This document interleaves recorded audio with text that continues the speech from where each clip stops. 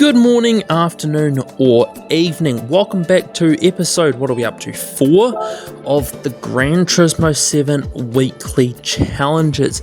This is another set of 5 events, some quite interesting, including the special event being the last event on the bill. So these are the 5 events and the rewards that you get. Nothing too special when it comes to rewards, but considering I'm doing this nearly every week now, I thought I would just do them anyway. And the first race is this one, a European Sunday Cup 400 pp race, so nothing too difficult, which is why I pulled out this, my 128 horsepower Peugeot 205 GTI. And yes, it's on the Grand Valley South Circuit in reverse. Not gonna lie, don't mind Grand Valley being back in the game. Yes, I would prefer it if it's at its normal location, how it was in the first 6 games, but I am glad that this track is basically in the game as the same layout. And the race wasn't too difficult, obviously. I tried to make it as difficult as I can do in these races, so there is a bit of excitement or somewhat entertainment in the races. And if you want to, you can use the vehicles that I use in these races, or maybe even more difficult vehicles, but as we'll see in one of these races, I have no idea if you can do it because, well, I challenged myself quite difficultly in one of the races, and that one is wrapped up rather quickly. The second race is this one, the American Clubman Cup 700 around the Daytona road course, and I decided to use this. Yes, it's a Shelby Cobra, but it is bone stock, aside from the fact that it's got sports medium tyres.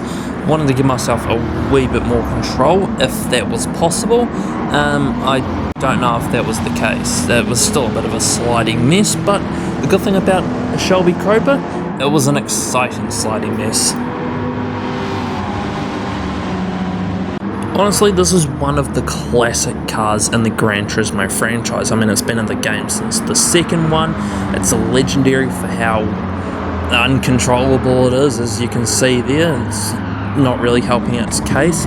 And, well, the Shelby Cobra is just a classic American muscle car. I decided to use this because I needed to, obviously, like I said, challenge myself.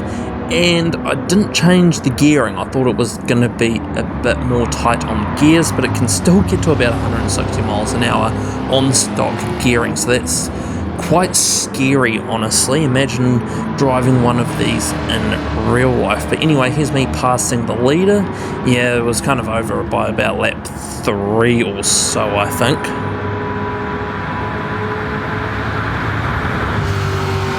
And as we head to the line, I thought I'd give myself a bit of pizzazz and do a bit of a drift through the grass. And that was the second race done and dusted, easily wrapped up. The third race was this one, quite the opposite from the last one, a Porsche Cup race round Circuit de la Barcelona Catalunya GP layout, no chicane. Bit of a mouthful there, and I decided to use a 964 Carrera RS Porsche, but using a classic Porsche racing livery from the 1990s in New Zealand.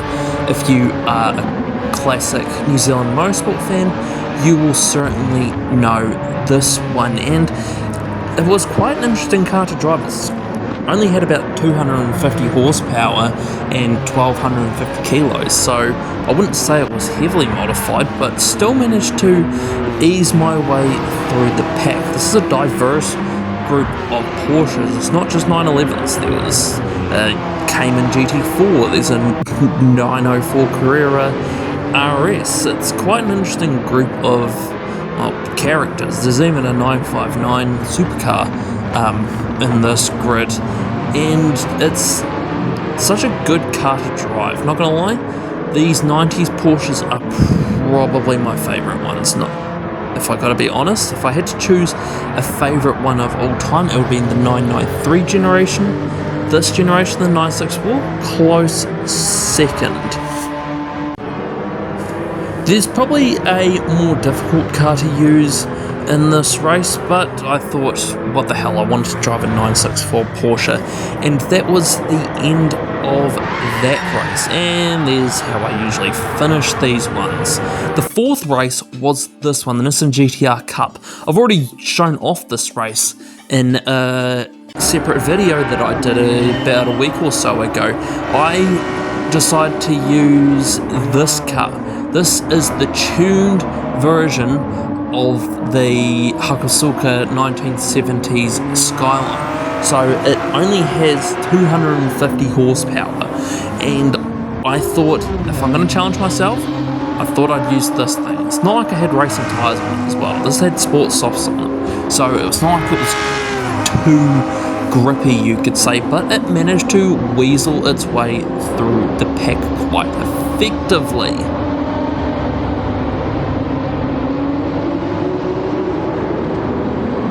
I wouldn't say this is the fastest thing down the straights, I mean, look at it, but it was certainly the most interesting thing to drive through the corners in a good way. It was so fun, so nimble.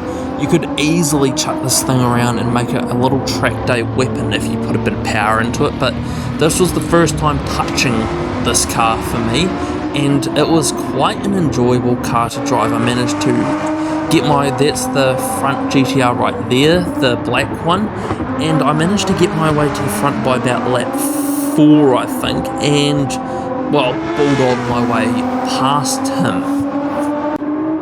This is probably the least amount of power you can use in one of these races and still win rather comfortably because, well, I say that, he's right there right at the end, so it wasn't really that comfortable. But I think if I had any less power, it definitely would have been a struggle. But I managed to sneak the win for the fourth win of the event. I only needed to get third, but I thought, bugger it, I'll get first. He was quite close, so I didn't even bother doing a spin. But this is the last race. It is a 5-lap blast around Yas Marina circuit, and I forgot to record the pre-race screen, but this is using both the F3500A and B models. I'm using the B model in this one, haven't touched it, so I thought the AI might impose a bit of a challenge, but unfortunately it's a Gran Turismo event, so no, it didn't. I passed everyone by about, I think, lap 2, but thankfully it made up for it by the fact that the car was just enjoyable to drive. Sounds good. Like I said, I haven't touched it, so it's got the same naturally aspirated. I think this one has the V12 in it. Don't quite know that one. But it was still a very, very good car to drive. I mean, it nearly has under 500 kilos, so of course it is. As for Yas Marina, I don't know. It's good in these cars, it's good in Formula cars, but as a track for racing anything else, I'm not too sure. If they add more events here, I can't imagine the races here are going to be that exciting, but that's what happens with these sort of flat tracks. I am driving all over the place in this one.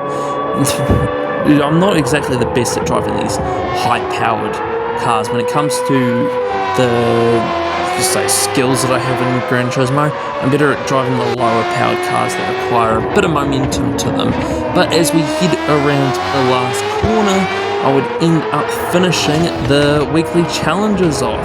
And I thought, as of course always, I would show you what the rewards you get. So you get, as we head to the gift screen, you get 100,000 credits, 200,000 credits, and 500,000. So 800k all up if I do my quick math, and this is my daily reward, so I thought I'd show this off anyway. Anyway, as it spins around, if you like this video and you want to see more, chuck a subscribe button. That support would be very much appreciated. Full Lamborghini Huracan Group 4 car there, and if you keep enjoying these videos, stick around for the next one. I've got more custom car content, I've got other stuff to talk about, and come back for your regularly scheduled programming.